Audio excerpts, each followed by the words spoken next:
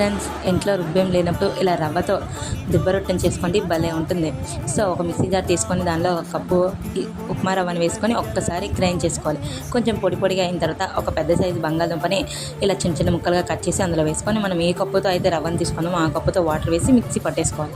దానిలో కొంచెం సాల్ట్, కొంచెం వంట సోడా వేసుకొని బాగా కలిపి ఒక అరగంట సేపు పక్కన పెట్టేసుకోవాలి.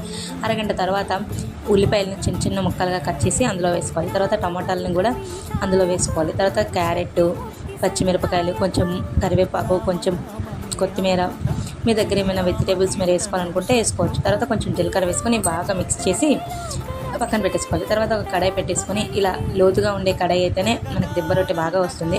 సో దాని చుట్టూ ఆయిల్ స్ప్రెడ్ చేసి మనం రెడీ చేసుకున్న ముద్దని అందులో కొంచెం కొంచెంగా వేసి సిమ్లో పెట్టి ఉడికించుకోవాలి.